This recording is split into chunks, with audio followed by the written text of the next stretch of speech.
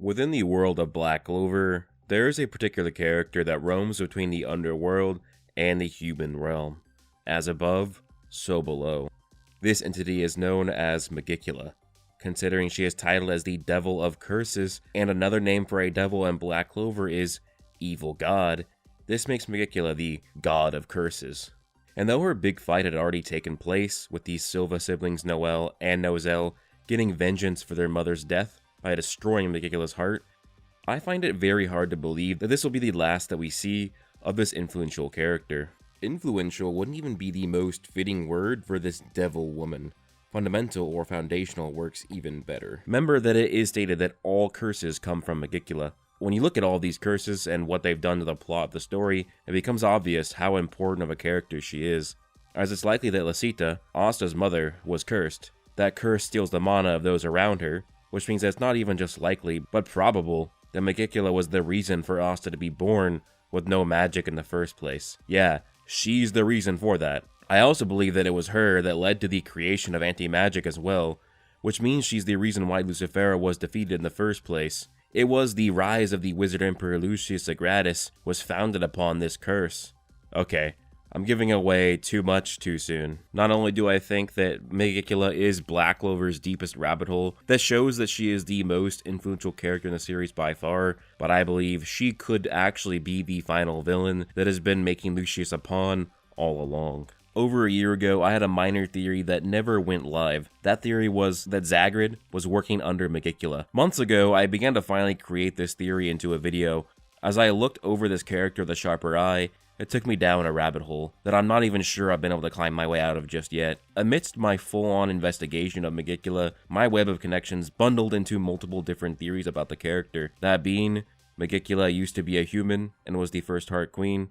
You might think that's crazy, but if Megicula can turn Lepechka into a devil on a whim, then what prevents her from doing this to herself and turning herself into a devil? Other theories besides Zagred being her soldier are that Megicula created the whole concept of forbidden magic and was either the first devil host or she was the one that invented the practice. That either she sent Zagred to the human world or at the very least she gifted him a portion of her power. Hell, I think it's even possible that Megicula is the creator of grimoires themselves. There are many more theories and revelations that I came across during my investigation. Those will all be mentioned in the video. But what I keep coming back to is that either Megicula will end up being the true final villain, or at the very least, she will make a grand return to the franchise. But I must make this clear. Megicula is the most important character in the series of Black Clover, and whoever is second, it's not even close. So please, follow me into this investigation, and I'll uncover the secrets deep inside the masterclass of implicit storytelling that Yuki Tabata did with the cursed devil Megicula. Welcome to Black Clover's deepest rabbit hole. Before I get into my bombshell claim that Megicula may have been a Heart Queen of the past, I think it's best to start with why I believe that she was working with Zagred, or at the very least, Zagred was using portions of her power. First, let's start with the third eye. Not just the group, but also the spell itself. This is important symbolism because Megicula herself has a third eye. Sure, there are some low-ranking devils with 3 eyes, and even Lucifero has one, but only when he's at his full 50% power. Whereas Megicula has her third eye when it's at 1/3 of her manifested power. So the eye symbolism is much more tied to her. Lucifero's eyes will be a part of this theory later though. But even further supporting Megicula's eye symbolism is her eyes that cover her wings.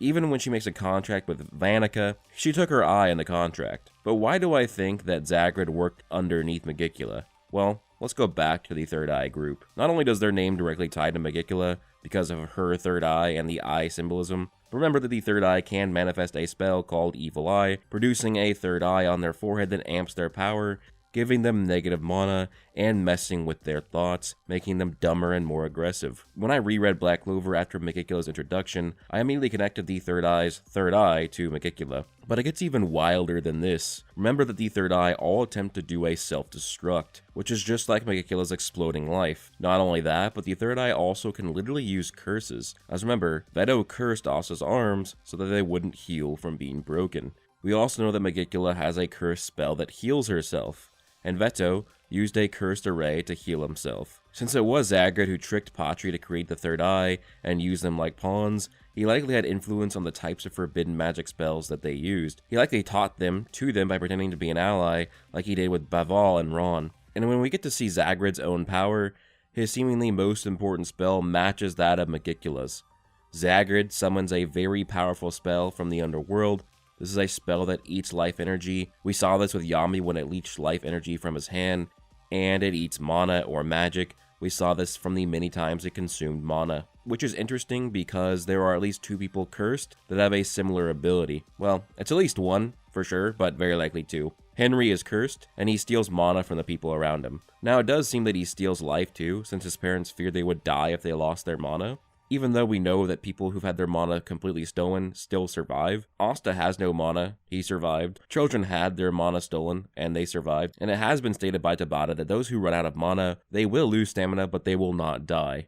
Lucita is also someone who is likely cursed because she wields a similar ability as Henry. She steals the life energy and the magic of those around her, which is nearly identical to Henry's ailment. It hasn't been stated that she's cursed, but it should be obvious. Since we know her magical ability is to seal magical objects inside of other things, this means that her stealing life and magic is not her ability, but she's likely cursed. This is supported by the context of the village next to Lucita's cabin. The villagers are scared of Liba because they think that Liba is going to curse them, as if they believe that that is what devils do. Which must mean that it was the cursed devil Megicula who had previously visited the village and cursed Lucita. We also see similar things with Catherine's curse magic. She uses her curse-empowered ash magic to steal the mana and life of her victims. So curse magic has a heavy tie with stealing both mana and life energy from people. But it's not only that, but just look at Megicula. Her body looks to be made of the same leeches that are within Zagred's spell, which draws a pretty heavy connection between Zagred and Megicula. Though even if this is not the case, the deeper we get into this theory will allow me to supply you with an alternative explanation as to why Zagred was able to use so many of Megicula's spells or abilities. The possibility of Megicula working with Zagred to help him manifest means that she could be a part of a massive game of 4D chess, or she is the one who's actually playing it, or even worse, she's the one pulling the strings on all the players in this game. But I think the next layer of this rabbit hole is past the crust that it is. Megicula was a past Heart Queen. The tradition of the Heart Queen started over 1200 years ago when the first Heart Queen bonded with the water spirit Undine. With each generation of the Heart Queen, there would be a new princess that would not only gain the water spirit, but also take in all the power and knowledge of the previous Heart Queens. This power and knowledge would stick over the centuries, granting the current Heart Queen Lolopechka the power to produce a mana zone across her entire kingdom, as well as gain access to a conceptual library in her head that she can learn from, even from things that have happened centuries ago that she did not even experience herself. Though I always found this specific statement from the water spirit Undine to have an interesting descriptor. The current princess has inherited nearly all of the power and knowledge of past princesses. Emphasis on the word nearly. This means that of the likely dozens of Heart Queens, Lolopechka has taken in most of their power and knowledge, but not all of them. Now, this could be a nothing burger, but when you look at this statement with the context of Megicula possibly being a former Heart Queen, it makes sense. Megicula was a former Heart Queen, but she fell to the darkness of negative mana and devil power, and thus lost her status as the Heart Queen. Her knowledge and power is thus absent from the pool of these Heart Queens, and that's why Lolopechka does not have all of their power and knowledge. Now, what would be my additional evidence for Megicula being a former Heart Queen? Well, she's a woman.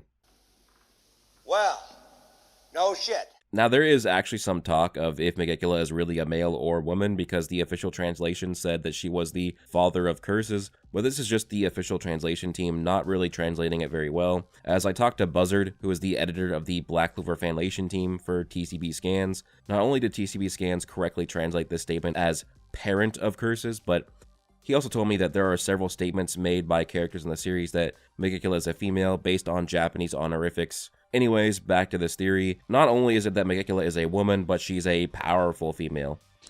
Oh, brother, this guy stinks! But these are not the main reasons why I think that she was a former Heart Queen. Guys, let's look at that tail. Yeah, that's clearly a heart. Megicula has a heart-shaped tail. So we have the possibility of a rogue Heart Queen in the distant past, and here you have a powerful female with heart symbolism. And Megicula just happens to be a master at using runes.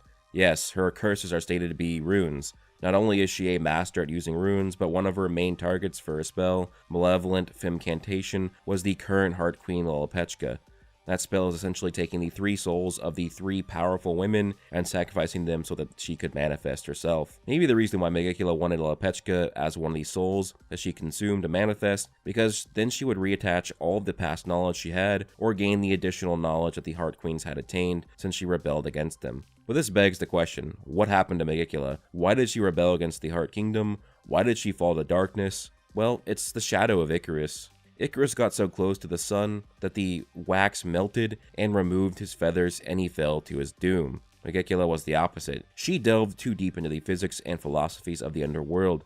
Here's what I think. Piggybacking off of Megicula being a past Heart Queen, the Heart Queen is skilled with forming runes into arrays and accessing true magic. This already draws the connection between Megicula possibly being a past Heart Queen, because runes are the basis of Megicula's power, as her power is essentially always using runes. Now you might just think that she's calling these cursed runes because she has cursed magic, but then why does nobody ever call their runes water runes or lightning runes? What if her curses are used via runes or arrays and are filled with the demon language? But wait, we call this demon language or demon runes, but Megicula just blatantly calls them cursed runes. So this is clearly the devil language as shown, but what if I told you that this is because Megicula created devil runes, and technically all usage of demon runes are cursed runes, because it has been stated that forbidden magic itself is a curse, and it's also confirmed that all curses were created by Megicula. It then has to follow that Megicula is the person who created the concept of forbidden magic and was the first to use it. This makes sense in the context that I'm presenting. The Heart Kingdom invented true magic via runes and arrays. Megicula has evidence of being a past Heart Queen, Megicula is a master of runes, and Megicula created all curses, and forbidden magic is stated to be a curse. This has to form a cohesive story, and I will attempt to tell it to you. See, I believe that Megicula was a former Heart Queen who grew curious of the other universe that shadowed them, the underworld. She'd already mastered the runes of true magic, which used the magic of her world, nature's mana, to create incredibly powerful spells. She was also contracted with the water spirit Undine, a nature spirit, a spirit of the natural world. This wasn't enough for her though. Despite mastery over nature's mana, people still could not have their limbs regenerated. Death was still apparent. Because of this, she delved into the usage of negative mana and invented forbidden magic, devising runes specifically for negative mana, and that is cursed runes. Megicula wanted to test the power of another world. See, I believe that she once attempted to channel negative mana through the conventional runes used by the Heart Kingdom, but failed utterly. But it was she who devised the language of the devils, or discovered it, and used the devil runes, or as she called, curse runes, to create arrays that produced far, far more powerful spells, and she paid the price. See, forbidden magic comes at a price, always. Megicula lost her humanity. She grew horns, her eyes turned red, and her mind grew shrouded in the darkness of negative mana. She lost her status as the Heart Queen, and the knowledge and power she'd fostered were lost with her. The chain of bestowal of Heart Queens was lost, and this is why Lepechka does not have all the knowledge of the past Heart Queens. Megicula is the missing link. Megicula is the missing link that connects the entire BlackClover storyline together. Because when you look at her as the god of curses, as the creator of forbidden magic, then this also means that Megicula invented Weg, or devil hosting, as Weg is stated to be forbidden magic and a curse. And remember, she's stated to be the creator of both of those by proxy. If you think about it, if the nature spirits are spirits of the natural world, then maybe devils are just the spirits of the underworld, spirits made of negative mana instead of nature's mana. There then would likely be way more nature spirits in BlackClover, and I believe the Dryad is evidence of that, as I believe she is a nature spirit, even though she has been stated to be a deity, but we already know that these spirits have some sort of divine power, as they are stated to be gods incarnate, and when they resonate with their host, they can attain saint stage that purifies devils and grants them a halo. If humans can make pact with the spirits of the natural world, then what Megicula did was attempting to make a pact with a spirit from the underworld, a devil. Remember that devils are stated to be souls or spirits. This shows how deeply rooted Megicula is to the main character, Asta. We know that Lisita was likely cursed, as her own attribute was a form of sealing magic. Her body stole the life and magic of those around her.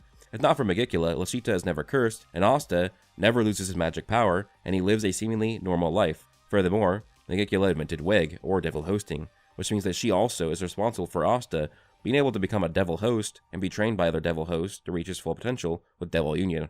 Without Megicula, none of this is possible. Megicula was far more directly involved in Noelle's life as well, as she eventually is the one who cursed Asir Silva, even Yuno, whose whole life trajectory was because of the devil host taking over the Spade Kingdom. I think that some of you guys are even going to comment and ask me if we even know how long Megicula has been around. Like, has she even been alive for centuries? Is she really possibly old enough to have been a heart queen in the distant past? And the answer is yes. We actually know that Gordon's ancestors made a pact with Megicula, and Nathan Agrippa even says that the Agrippa family has centuries of experience as cursed mages passed down to them, which confirms Megicula is centuries of years old. Furthermore, the elves are knowledgeable of curses as stated by Patri, when he showed knowledge of how curses work with humans and souls. Remember, the elves were working off of this knowledge 500 years ago, which does confirm that Megicula is well over 500 years old and was active 5 centuries back. Now, I'm going to need to monkey branch back to the Spade Kingdom and the Dark Triad at some point, because I believe that Megicula may be far more involved with the rise of Lucius Zogratis than you think, and that Megicula may actually come back and be the true big bad of BlackClover all along. Was she really the one pulling the strings? Was it really Megicula, who is the metaphorical god of fate, that made it so that Asta had no magic? An interesting thought to ponder while I delve into another wild discovery, that is, who is the one who cursed Charlotte Roselei? Because I'm 99.9% sure that I know who it is. Charlotte Roselei was cursed by a curse mage that if she didn't fall in love by the age of 18, she and everyone around her would become trapped in a cage of time. Luckily, she would fall in love with Yami, thus saving her from the curse, but she would lose her red roses and her full power, and she would have to make do with blue roses. That was until, through a mixture of true magic and learning from Charlotte, the elf that had taken over her body, she would be able to make her weakness her strength and gain access to both blue and red roses. Okay. But who cursed Charlotte, and why? Well, it's obviously the Witch Queen. We see the silhouette of the mage who cursed Charlotte. It is quite the similar attire to that of the Witch Queen and what she may wear in the past. The many different feathers she possesses on her attire relates to the Witch Queen and her bird symbolism. The Witch Queen has a flock of crows that are magical in nature, and she summons them and acts as a spell, and they literally teleport her around. Even her outfit is that of the peacock bird. But it isn't just the bird symbolism that connects her to the cursed mage that cursed Charlotte. It's the fact that the Witch Queen is either a worshipper of Megicula or has some sort of pact with her. This is shown by the fact that Megicula's heart-shaped symbol is littered through the walls of the Witch Queen's throne room. But we know that the Witch Queen has a specialty in curses as well, as she can use her magic to not only destroy curses, such as the ones in Asta's arms, but her having curse magic is supported by her being able to completely regrow limbs, something that in BlackClover is confined to incredible magic such as Dante's regeneration, empowered by devil power, sacred power, Mimosa's ultimate spell, or cursed array. So only curse level regeneration and other things are able to do this. And remember that curses can be used for good things, like Gordon's family, his father Nathan, used his expertise with curses to become a healing mage. If you still don't see a connection between the Witch Queen and Megicula through curses, allow me to prove that with a statement from Domina. My hometown, the Forest of Witches. With our queen's magic, it might be possible. It's an autonomous region in the border between the Clover Kingdom's Forsaken Realm and the Diamond Kingdom. Its population is all female, and is made up entirely of so-called witches, who are skilled in the use of special magic, such as curses and familiars. So yeah, the Witch Queen is heavily tied to curses and birds, seemingly worships or honors Megicula, which matches the mysterious curse mage that cursed Charlotte. But there is even more information that supports this. As you may know, Tabata loves to incorporate fairy tales from the Brothers Grimm in his stories. Grey is a play on Cinderella, Noelle's whole character arc is a play on the Ugly Duckling, and Noct has 4 devils, a dog, a donkey, a rooster, and a cow, matching the 4 animals in the Town's Musician of Bremen fairy tale. It seems that there are 2 fairy tales connected to the Witch Queen of BlackClover. Vanessa's story is a play on Rapunzel, as Vanessa is locked away in a high tower by a witch trapped inside, only experiencing the outside world through a single window, until one day a knight would save her, which is very similar to the Rapunzel story. And it's very obvious that Charlotte is a play on Sleeping Beauty, as she would be cursed by a witch to be trapped in a cage of time unless if she fell in love, whereas Sleeping Beauty would stay asleep until awoken by a man she loved. The connection gets even deeper when the Sleeping Beauty tale actually has 2 titles. It can be called Sleeping Beauty, but a just as fitting name is called Little Briar Rose, which is actually Sleeping Beauty's name in the tale. Obviously, Briar Rose connects to Charlotte, because she is the Briar Queen who makes briars and roses. Depending on the publisher of said fairy tale, the witch who captures Rapunzel and the witch who curses Sleeping Beauty are actually the same person. In BlackClover, the same person who saved Rapunzel Vanessa, and Sleeping Beauty, Charlotte was Yami. If Yami is the same prince or knight in the Black Clover fairy tales, why couldn't the Witch Queen be the same witch in both of these fairy tales in Black Clover? Which means that it's likely that the Witch Queen is the one who cursed Charlotte. This not only puts importance in the Witch Queen as a character, but further expands Megicula's influence. A worshipper of Megicula imprisoned Vanessa and led to the power of fate being created, which the story of Black Clover could not happen without that power. That fate power would allow for the direct defeat of Lucifero, as it kept Asta alive many times. You might think this is part of Lucius's plan, but I believe otherwise. I think that's just circumstance.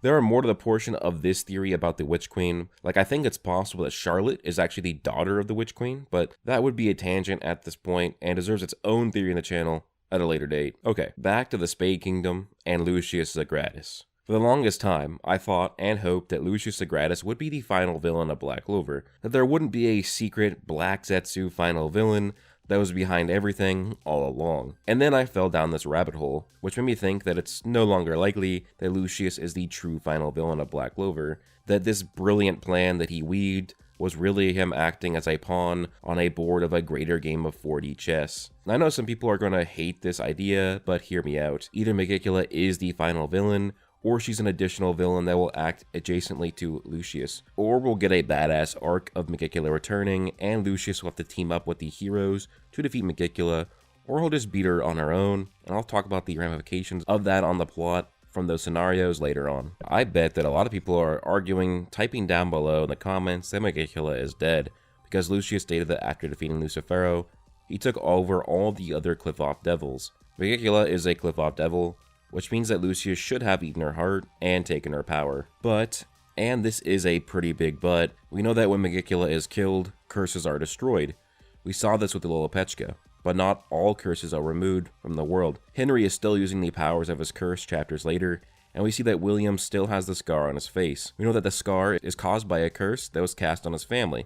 What I believe is that many different curses are tied to different parts of Megicula. The curses that belong to her 1/3 power that was destroyed, those were the curses that were ruined after she was killed. But the other 2/3 of her were responsible for William and Henry's curse, and the many other curses still around. So these curses still existing does give evidence that Megicula is still alive. Even if Lucius thinks he's ingested her, there is a chance that she's still out there. She may have even used Node Nefesh to reincarnate herself. So Megicula can still be alive, regardless of Lucius taking in all the Cliff-Off Devils. But when you look at the greater picture, the rise of the Zogratis siblings in relation to Megicula, something doesn't necessarily add up. Or a better way to phrase it, everything adds up too perfectly. Some things are a little too convenient. The basis of the rise of Lucius and his siblings is their high aptitude for being devil hosts, a practice that I've already shown would be a creation of Megicula. Without Megicula, there is no rise of the Zogratis siblings. What are the odds that Lucius has soul magic, and 2 souls sharing a single body? This is something that I already showed as a byproduct of Megicula's magic. If we look at Node Nefesh, it is a spell that literally creates the possibility for 2 souls to share a single body. Every single elf that reincarnated, that was 2 souls in one body. Patri and William were a byproduct of Node Nefesh. Yuno and Lake Jr. sharing a body is a byproduct of Node Nefesh. So why are we not immediately assuming that this is the same for Lucius and Julius? But with everything we know now, Megicula is very suspicious.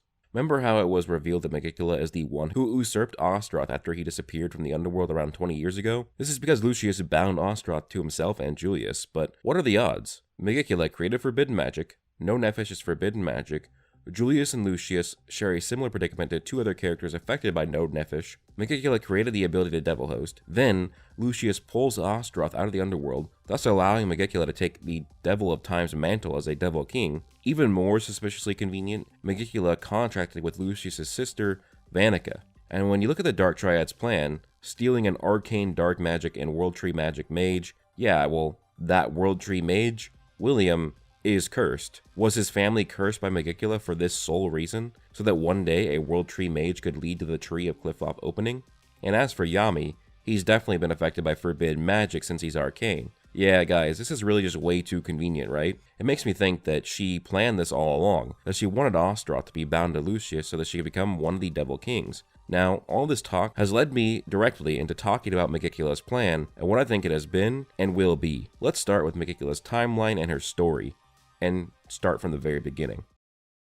Around 1200 years ago, the first queen of the Heart Kingdom has an encounter with the water spirit Undine.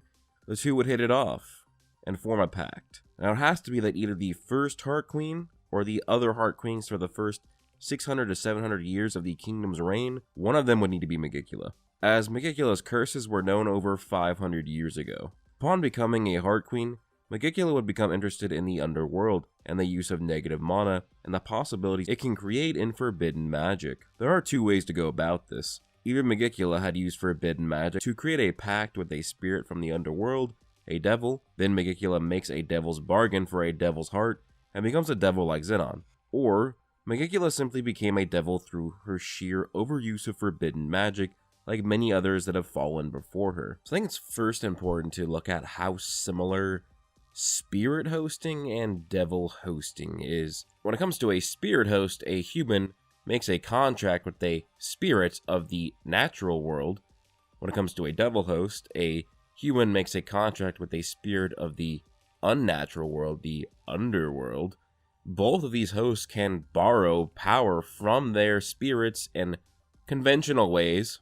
Both of them can essentially fuse with their spirits and form Spirit Dive and Devil Union and attaining the spirit's wings. There's a lot of similarities that makes me think that the spirits and the devils are just the shadows of each other.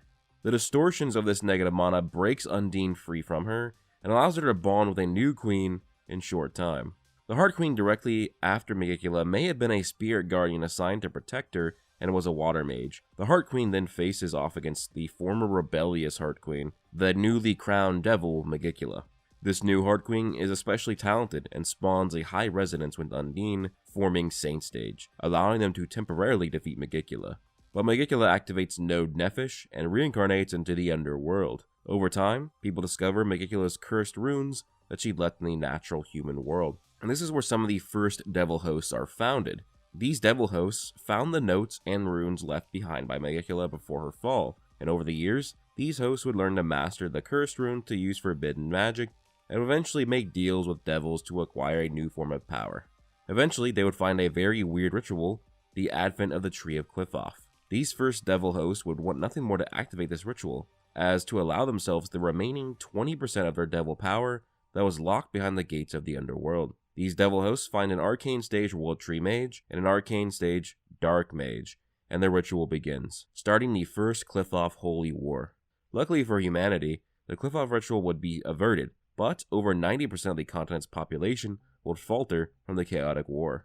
Megicula's return to the human world was averted, but this only hardened her plans and resolved to manifest. One of her comrades, Zagred, remained in the human world despite the devil's defeat at the Holy Qliphoth War. Megicula recognized the horridness of the underworld and the unruliness of her kings, Astaroth, Beelzebub, and especially Lucifero. While she was a high-ranking devil, that wasn't enough for her, so she began her plan of usurping the kings of time, space, and gravity. I believe that Megicula has a form of future sight similar to other characters in the series. If the Witch Queen receives divinations, I believe Megicula's foresight is not only clearer than the Witch Queen's, but also can see far further ahead or even behind than her. But Megicula also likely doesn't have the full picture like the Witch Queen. The Witch Queen knew that Vanessa would acquire fate powers, and she thought she would take them from her. But she was wrong on how she manifested the fate power, and she was wrong in that she would not be able to control it for herself. I believe that Megicula having a third eye, and all of the eye symbolism on her wings, is a sign that her foresight is significant. But I believe she acted according to what her divinations told her. I don't believe she necessarily understood the full picture at the beginning, or the full ramifications of what's going on. Though I believe she convened with Zagred, and helped shape his own plans of attaining a 5-leaf Clover Grimoire in his true form. Zagred leads to the creation of a very special 5-leaf Clover Grimoire, and it leads to the activation of Node Nephish, which reincarnated the elves into the bodies of modern Clover humans. This led to the rise of Yuno, holding the power of the son of Licton-Tetia, and Yuno playing a huge role in the defeat of Lucifero, as without Yuno, Asta dies. Not only this, but Zagred's actions led to the rise of the Clover Royals, as they would steal the power of the elves. An integral theme of the series is the power of the Royals. Not only that, but I believe that it was Zagred's actions that led to the creation of Libe, as I believe that Libe is the twin that survived inside of Tetia during the Elven Massacre. This explains why Libe is magicless if he was the surviving twin of Lick Jr., as his magic was stolen along with the rest of the elves. Now it is stated that if children lose their magic power, if they don't get it recovered quickly, they will live a life without magic. And I believe that's what happened to Libe back when he was just a mortal as an elven-human hybrid, but Tetia would survive and take Liba to Elysia.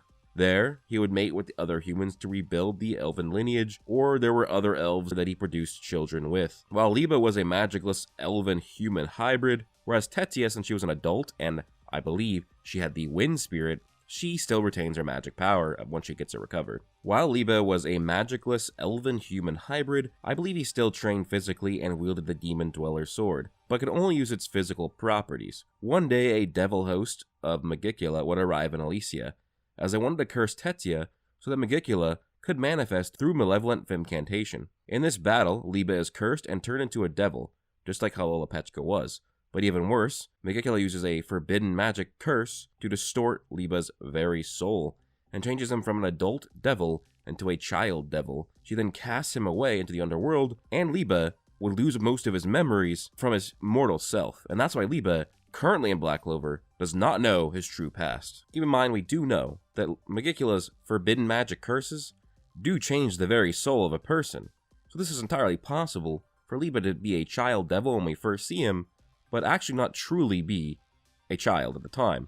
He was just manipulated by Megicula's magic. So I do believe that Liba, as a mortal, lived long enough to have children, and that is why the descendants of Lik and Tetia still survived. And I believe it was Tetia who, in an attempt to protect these descendants and save the elven race from extinction, attained Saint Stage with Bel. She defeats the Megicula devil host, and at the cost of her own life. Now, it's been implied that Tetia had Bel, because Tetia had powerful nature's wind mana. And it is implied that Bel knew Licht, as she recognized him when she first saw him in the Elf Arc. And it explains why the Demon Dweller sword and Bel were found in the same dungeon. It's likely that Liba, when he was a elven-human hybrid mortal, used the Demon Dweller sword to honor his father. But after Liba was turned into a devil and cast into the underworld, and after Tetia died, whoever came to the battle after Liba's descent and Tetia's death found the Demon Dweller sword and Bel's scroll, and dropped them in their dungeon, where they would eventually be found by Asta and Yuno. Around this time, Megicula teaches Lucifero the Evil Eye Forbidden spell, which can greatly increase the power of the Devil King at the cost of his mind in battle. I wonder if Lucifero's aggressiveness or stupidity played a role in that final battle against Asta. It almost makes me wonder that if Lucifero wasn't so aggressive or pompous, maybe he would have been successful, and it just might be that Megicula's Evil Eye spell was the actual downfall of Lucifero in the Spade Saga. After Megicula's initial defeat from Tetia, she begins new plans in an attempt to manifest by beginning another chain of malevolent femcantation, which leads to her cursing Asta's mother, Lashita, with a curse that steals the life and magic of those around her. Upon giving birth to Asta, Lashita goes to Hajj and drops him off at the church. Interesting to note is that when Lashita drops off Asta at the church, Demon Lick's bones, his skeleton, are not in the background, which means that Lashita dropped Asta off at the church before Lick's fall, which further means that Asta was actually secretly born over 500 years ago. We know that around the time Lashita dropped Asta off at the church, the villagers had either experienced or had knowledge of devils, and what they thought is that devils cursed people, further supporting that Megicula was around Hajj and cursed Lashita. But after being dropped off at the church, either Megicula sends Asta forward in time as part of her plans. There is evidence that Megicula has time manipulation powers, as she was able to create a curse that can trap people in time, and she was beneath Osteroth in the underworld, meaning that she may have learned this curse from seeing the display of his power. Or Osteroth, the Time Devil, foresees a future where a human binds him and sends Asta forward in time, knowing that he may have the ability to defeat Lucius, which actually provides a time feedback loop. The only reason that Lucifero is defeated and Lucius becomes the Wizard Emperor is because Osteroth sent Asta forward in time. Shortly after Lashita drops Asta off the church, Licht falls to demonhood, is defeated by Lumiere, and Lashita then finds Lick's grimoire. This actually adds up because we know that once Zagred turned into a bird, there were years where she was asleep.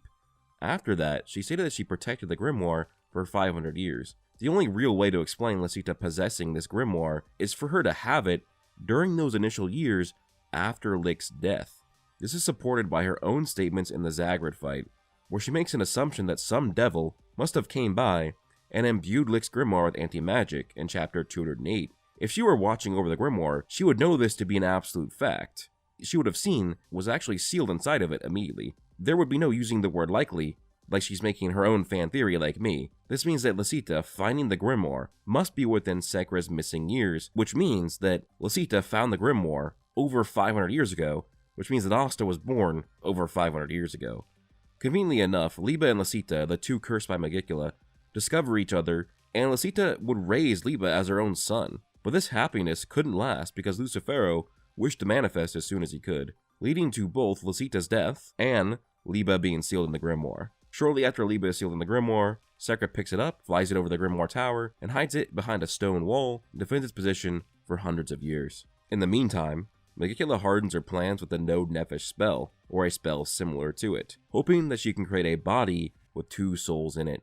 Years later, a body is born holding 2 souls, Lucius Zogratis and Julius Novachrono, and they are born into the Zogratis family of devil hosts. Lucius and Julius would grow up, seemingly in a disabled body, possibly due to the after effects of the curse. This led to many questions for the pair. Why were they the most talented devil hosts in the history of their family? Why were they born disabled? Why did the 2 souls share a body?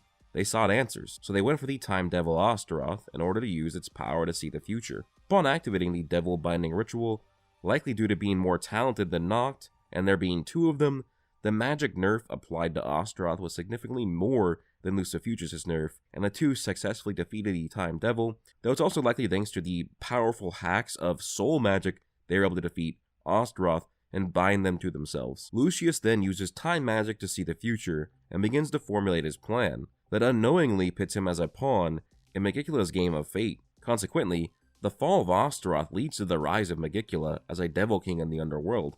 Lucius guides his younger siblings to become devil hosts as well, each of them forming a contract with the currently residing devil kings, Lucifero, Beelzebub, and Megicula.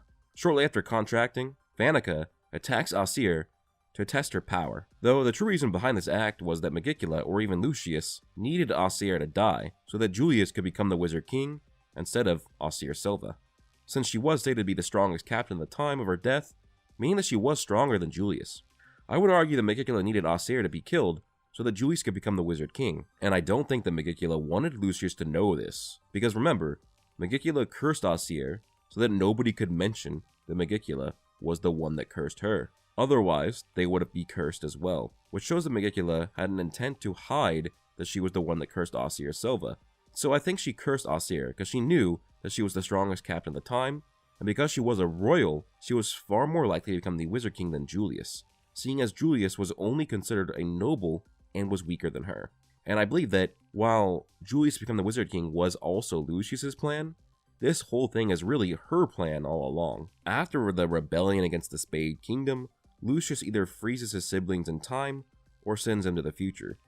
This is why Zenon was contracted to Beelzebub over 17 years ago, but still was only getting used to devil power right before the Spade Saga. How is he just getting used to it if he's had it for 17 years? I think you know the rest of the story, but let's skip to the end of Megicula's fight with Noel and Nozel. It appears I misjudged. I was wary, but even so, I thought there was no way I'd lose to humans. Your true strength, humans. Is that why I let myself take an interest in the power of human emotions? Which I believe this is a haunting way for Megicula to go out. Upon her partial death, Megicula finally understood what made humans strong. This means she discovered a way to grow stronger by using human emotions for herself. If Megicula returns, I believe that she will be way stronger than we've ever seen her, using the human emotions to become the strongest villain in the series. Another interesting thing to note from the Megicula fight is that when Megicula meets Asta, when she thinks of what anti-magic can do, she looks at her hands, which makes me think that she was looking at her hands because she was responsible for the creation of anti-magic, which she really was the one behind it all. Even if maybe she didn't actually create it herself, she did cause it. Without her, there's no Zagred forcing Lick to use forbidden magic that Megicula created, Megicula's curse allowing for Lisita to raise Liba, and the existence of the 5th Leaf Clover Grimoire is because of her. Not only could she be stronger from human emotions, but I believe it's possible that Lucius could make Yuno despair, and when Yuno's grimoire turns into a 5-leaf Clover Grimoire, Megicula will seize it, and finally manifest her true power. If you're not convinced that Megicula could be the final villain, look at it this way.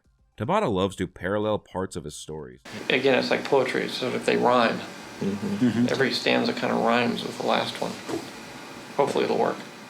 Noct and Yami, Asta and Yuno, Noct and Morgan, etc. But if we look at the central antagonist of Black Clover's first part, Patri, he deemed himself a savior of his race and shared a body with the captain of the Clover Kingdom, William Vengeance. His goal was to have the elves attain their true form inside bodies of humans, though Patri was really just a pawn in a devil's grand game, Zagred's game. Whereas Lucius is the central antagonist of Part 3 of Black Clover, Lucius shares a body with the soul of a Clover Wizard King, Julius Novachrono. Lucius saw himself as the hero and savior of humanity, and wished for humanity to attain their true forms by purifying devil power inside of themselves and turning themselves into paladins. It would complete the parallel if Lucius is also just a pawn in a devil's game, Megicula's game. There are a few ways that I see this truly ending. 1. Megicula will truly be the final big bad. Either she'll show up after Lucius' defeat, or she'll be the one to defeat or kill him. Number 2, Megicula will return, but not as the true final villain.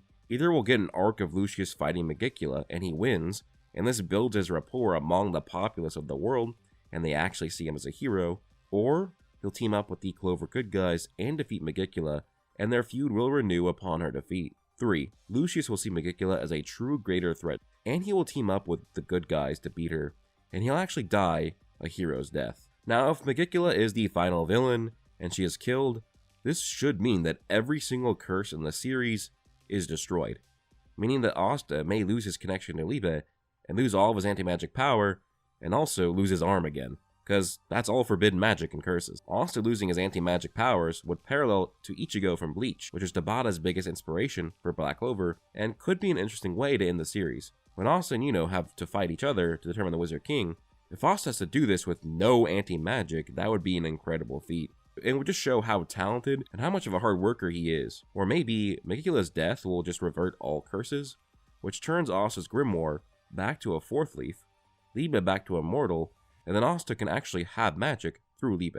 But that's something that I don't really see nor want it to happen. Now, it's kind of hard to establish a motive for Megicula, but I believe I did find one just by taking the properties of forbidden magic and pairing that with one of the names of her spell. It is stated by Charlotte that forbidden magic interferes with the shape of your life and of the world. She said that when she was cursed, it changed the shape of her soul, the quality of her magic itself as well. What I found really interesting is that she said that forbidden magic shapes the world, like it changes the shape of the world. It immediately made me think of her main spell, the spell that Megicula is known for, that is Decaying World. And Decaying World, the name of it, matches with what the nature of forbidden magic is. I believe that Megicula could just be some sort of agent of chaos that wants to manifest into the world, be the Devil King, and just essentially decay the world. She is an agent of chaos, destruction, maybe even a devil of entropy or something like that, because that kind of matches with what her spell is called, her main spell. Decaying World may be heavily connected to anti-magic, and Asta versus Megicula as the final battle could hold a lot of weight in its symbolism. What is Decaying World's effect? To destroy magic. What is anti-magic's effect? To destroy magic. Seems that these two abilities are already starting off within the same family. If you watch this theory of mine, then you know that my theory is that it's possible that anti-magic is actually just magic, forbidden magic, made of negative mana. And if Megicula is the one who cursed Liebe, this means that her curse, which is similar to Decaying World, accidentally empowered Liebe with anti-magic. Or maybe she did it with a full-on intent. But if we look at it this way, Megicula has Decaying World, that destroys magic. She curses Liebe, turns him into a devil, and after he's stored in the 5-leaf Clover grimoire and is brimming with rage, he manifests anti-magic power. It really seems that there may have been anti-magic power sleeping inside of this curse that he activated. Do remember that a 5-leaf Clover grimoire is meant for a devil to manifest their true power, so Liebe being stored inside of it is what likely activated the anti-magic power, which further shows how important Megicula is to the plot. So yeah, whether or not anti-magic is negative mana or an entirely new energy system, I think there is a significant possibility that Megicula was involved with its creation. Now, if Megicula is the final villain Asta has to face, it could say a lot for the symbolism of the ending of the series.